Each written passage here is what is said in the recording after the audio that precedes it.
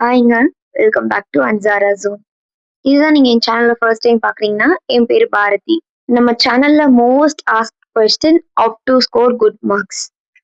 நான் ஃபர்ஸ்ட்டே ஒரு டிஸ்க்ளைமர் குடுத்துடுறேன். நான் ஒண்ணும் அவ்ளோ பெரிய டாப்பர் கிடையாது. அதே நேரத்துல நான் அவ்ளோ வீக்காவும் படிக்க மாட்டேன். ஒரு ஆவரேஜ் ஆர் அபவ் ஆவரேஜ் ஸ்டூடண்ட்ன்னு வச்சுக்கோங்களேன். அந்த மாதிரி. நான் இந்த வீடியோல both school students and college students 2 பேருக்குமே எப்படி ஹை மார்க்ஸ் ஸ்கோர் பண்றதுன்னு ஆன்சர் பண்ணிருக்கேன். வாங்க வீடியோக்குள்ள போலாம். முக்கியமான விஷயம் இது எல்லாமே வந்து நான் என் ஸ்கூல்ல எப்படி படிச்சேன், அதை நான் எப்படி இம்ப்ளிமெண்ட் பண்ணேன்றது தான் இதுல இருக்க போகுது. It's full of my POV. First school ஸ்டூடெண்ட்ஸ்க்கு நான் கம்ப்ளீட் பண்ணிடுறேன். ஸ்கூல் ஸ்டூடெண்ட்ஸ் வந்து 2 பார்ட்டா பிரிக்கலாம். Up to 8th and after 8th standard. Up to 8th ஸ்டூடெண்ட்ஸ்க்கு என்ன மெயினா சொல்லணும்னா, என்ஜாய் யுவர் ஸ்கூல் லைஃப். ஏன்னா வந்து அந்த 8th வரைக்கும் தான் மேக்சிமம் யாரும் நம்மள அவ்வளவா படின்னு ஃபோர்ஸ் பண்ண மாட்டாங்க. ஆனா அதனால அதுக்குள்ளேயே நீங்க உங்களோட ஸ்போர்ட்ஸ் இல்ல எக்ஸ்ட்ரா கரிக்குலர் ஆக்டிவிட்டிஸ், ஃப்ரெண்ட்ஸ் கூட என்ஜாய் பண்றது எல்லாமே பண்ணி முடிச்சிருங்க. 9th 10th 11th 12th இது 4 வருஷம் தான் ரொம்ப குரூஷியலான விஷயம். நான் இதுக்கப்புறம் படிக்க தேவை இருக்காதுன்னு சொல்ல. ஆனா மோஸ்ட்லி நீங்க இந்த 4 இயர் கான்சென்ட்ரேட் பண்ணி படிச்சீங்கன்னா அதுக்கப்புறம் கொஞ்சம் ஈஸியா இருக்கும். பேசிக்கலி 9th எப்படி மார்க் ஸ்கோர் பண்ணும் அப்படின்னா, இங்க வந்து நீங்க மார்க் ஸ்கோர் பண்ண வேண்டிய தேவையில்லை. இது வந்து நீங்க உங்களோட 10th 11th 12th ஒரு பேஸ்மெண்ட் கிரியேட் பண்ண போறீங்க, அவ்வளவுதான். பேஸ்மெண்ட் இன் த சென்ஸ் நீங்க வந்து 8th வரைக்கும் படிச்ச வரைக்கும் நான் சொல்றேன். 8th வரைக்கும் அந்த புக் பேக் கொஸ்டின்ஸ்ன்னு இருக்கும்ல, புக்குக்கு ஒரு லெசனும் முடிஞ்சதுக்கு அப்புறம் லாஸ்ட்ல ஒரு 5 கொஸ்டின்ஸோ இல்ல 10 கொஸ்டின்ஸோ கொடுத்துருப்பாங்க. அது மட்டும் படிச்சு அது மட்டும் தான் எக்ஸாம்ல வரும், எழுதிருவோம். ஆனா 10th 11th 12th உங்களோட பப்ளிக் எக்ஸாம்ல அப்படி இருக்க போறது இல்ல. புக் உள்ள இருந்து இன்டீரியர் கொஸ்டின்ஸ் அந்த மாதிரி கேட்பாங்க. அது ஒரு 20% கேட்பாங்கன்னு வச்சுக்கோங்களேன். ஆனா அந்த 20% மார்க்ஸ் ஸ்கோர் பண்றதுதான் ஒரு பெரிய டாஸ்காவே இருக்கும் நமக்கு 10th 11th 12th. அதனால நம்ம 9th ஸ்டாண்டர்ட்ல இருந்தே நம்மளோட புக் ஃபுல்லா படிக்க ஆரம்பிச்சா நமக்கு 10th 11th 12th அது ஒரு பெரிய டாஸ்காவே தெரியாது. ஏன்னா நான் 10th மட்டும்தான் வந்து புக் இன்டீரியர் படிக்க ஆரம்பிச்சேன். அது எனக்கு பெரிய பேர்டனா இருந்துச்சு. அதனால நீங்க 9thலயே வந்து கொஞ்சம் கொஞ்சமா படிக்க ஆரம்பிச்சா it will be useful for your 10th 11th and 12th. So 9thல ஒண்ணுமே இல்லை, மேக் யுவர் பேஸ்மெண்ட் ஸ்ட்ராங், அவ்வளோதான். கம்மிங் டு 10th ஸ்டாண்டர்ட், இங்கதான் வந்து மோஸ்ட் ப்ரெஷர் வந்து நீங்க ஹேண்டில் பண்ண போறீங்க. நீங்க 10thல எப்படி படிக்க போறீங்கன்றது ஒரு இம்பார்ட்டன்டான விஷயம். நீங்க ஸ்டார்டிங்லயே நிறைய மார்க்ஸ் ஸ்கோர் பண்ணும் அப்படின்லாம் படிக்க தேவையில்ல. ஏன்னா உங்களுக்கு வந்து ஸ்டார்டிங்ல ஒரு 3 லெசன்ஸ் 4 லெசன்ஸ் அந்த மாதிரி தான் உங்களுக்கு எக்ஸாம்ஸ் வைப்பாங்க. ஸோ அதுல நீங்க மார்க் எப்படி ஸ்கோர் பண்ணணும்னு நினைக்காம அந்த ஃபுல் லெசன்ஸையும் உங்களால படிக்க முடியுதா அப்படின்ற மாதிரி நீங்க படிக்கணும். For example first mid term exam வச்சுக்கோங்க. அதுல மேக்ஸிமம் உங்களுக்கு ஒரு 2 சாப்டர்ஸ் இல்ல 3 சாப்டர்ஸ் தான் கவர் பண்ணியிருப்பாங்க.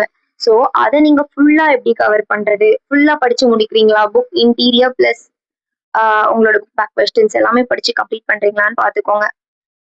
இல்ல வந்து மார்க் வந்து நீங்க அவ்வளவா கான்சென்ட்ரேட் பண்ண தேவையில்லை. முக்கியமான விஷயம் 9th ஸ்டாண்டர்ட்ல இருந்தே நீங்க டெய்லி அட்லீஸ்ட் ஒரு 1/2 hour to 45 minutes வந்து நீங்க எக்ஸ்ட்ராவா படிக்க ஸ்டார்ட் பண்ணீங்கன்னா உங்களுக்கு 10thல கொஞ்சம் ஈஸியா இருக்கும். இது நான் ஃபாலோ பண்ணியிருந்தா எனக்கு 10thல யூஸ்ஃபுல்லா இருந்திருக்கும்னு நினைக்கிறேன். அண்ட் முக்கியமான விஷயம் 10thல நிறைய பேர் ஸ்ட்ரகிள் பண்றது மேத்தமெட்டிக்ஸ். எனக்கு ஏன்னு தெரியல, மேத்தமெட்டிக்ஸ் அவ்வளவு கஷ்டமா தெரியல. இல்ல ஏன்னா ஸ்டாஃப்ஸ் வந்து எங்களுக்கு ஒரு செட் ஆஃப் ப்ராப்ளம்ஸ் தான் நடத்துவாங்க.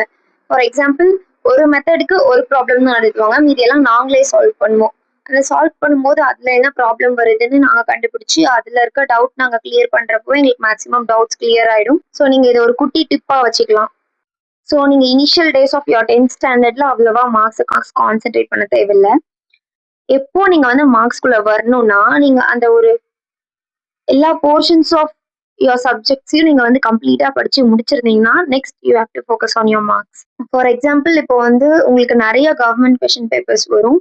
லைக் ஃபர்ஸ்ட் 33%, செகண்ட் 33, தேர்ட் 33 அந்த மாதிரிலாம் மற்ற டிஸ்ட்ரிக்ட்ஸ்ல இருந்துலாம் உங்களுக்கு கொஸ்டின் பேப்பர்ஸ் வரும்.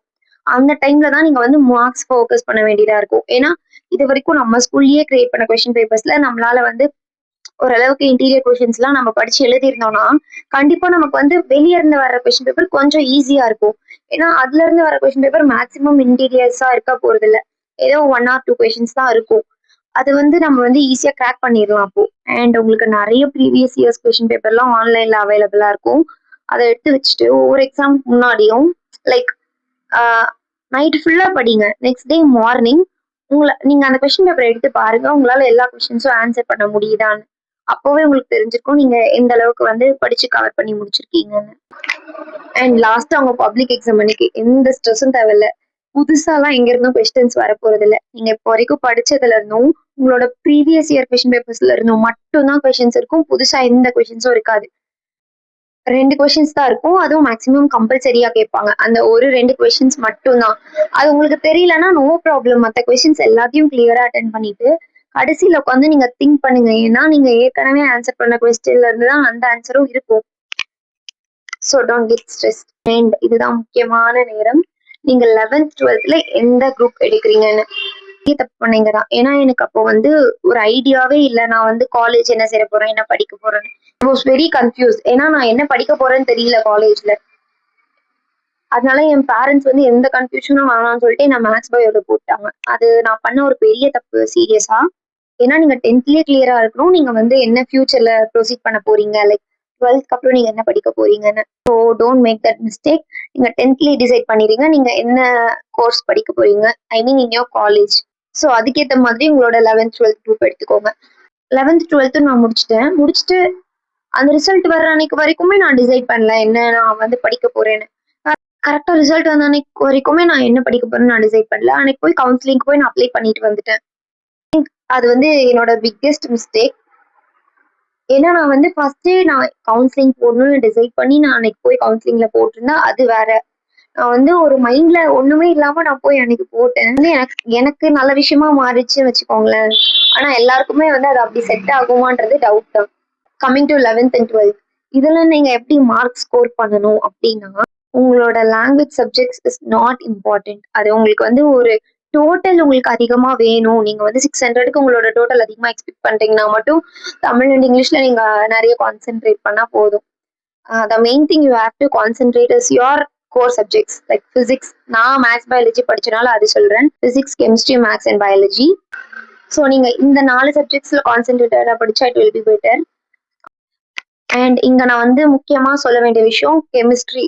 நீங்க வந்து மேத்ஸ் எப்படி படிக்கிறீங்களோ அந்த மாதிரி தான் கெமிஸ்ட்ரியும். டெய்லி இது படிச்சா மட்டும்தான் உங்களால வந்து கடைசியில வந்து தப்பு எதுவும் பண்ண முடியாம இருக்கும். நான் பண்ண தப்புல இருந்து நான் சொல்லிட்டு இருக்கேன். லைக் ஆர்கானிக் கெமிஸ்ட்ரியில வந்து நான் ஸ்கூல் வச்ச எக்ஸாம்ஸ்ல எல்லாமே வந்து நான் நல்லா தான் பண்ணிட்டு இருந்தேன். கரெக்டா பப்ளிக்ல போயிட்டு நான் ஃபுல்லா சொதப்பிட்டேன் ஆர்கானிக் கெமிஸ்ட்ரியில. அதனாலயே என் கட் ஆஃப் ஃபுல்லா இறங்கிடுச்சு. ஸோ கெமிஸ்ட்ரிலையும் நீங்க வந்து அந்த ஆர்கானிக் கெமிஸ்ட்ரியில நல்லா ஃபோக்கஸ் பண்ணுங்க.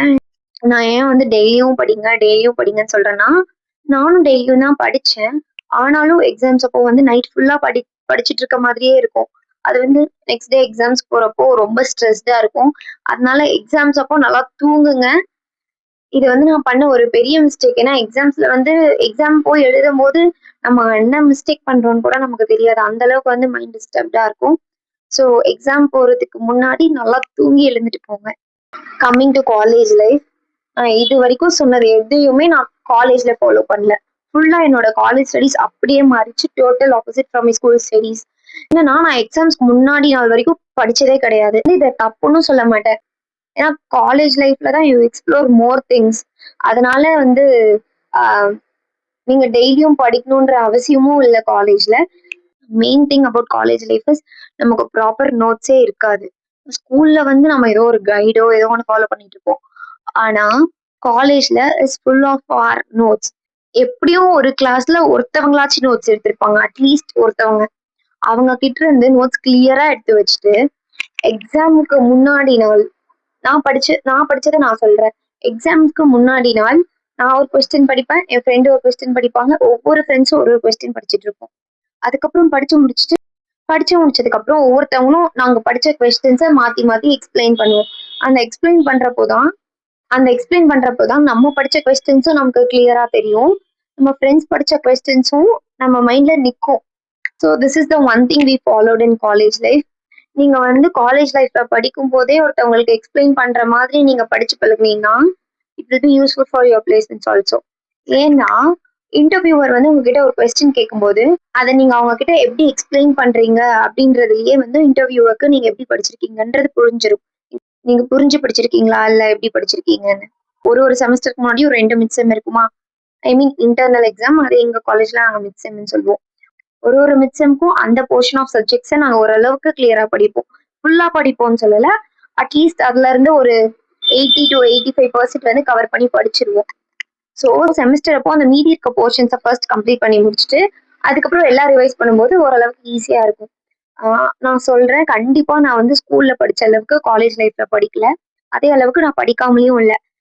ஒரு டீசென்ட் ஸ்கோரோட தான் நான் வந்து கம்ப்ளீட் பண்ணியிருக்கேன் என் காலேஜ் லைஃப்ப. Finally coming to conclusion part.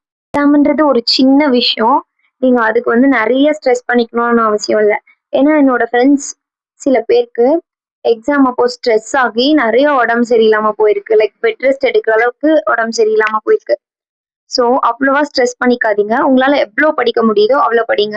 At the same time உங்களால படிக்க முடிஞ்சும் நீங்க படிக்க முடியாம இருக்காதீங்க. ஏன்னா எஜுகேஷன் இஸ் மோர் இம்பார்ட்டன்ட். இன்னொரு விஷயம், நான் என்னோட ஸ்கூல் லைஃப்ல மிஸ் பண்ணதை நான் சொல்றேன்.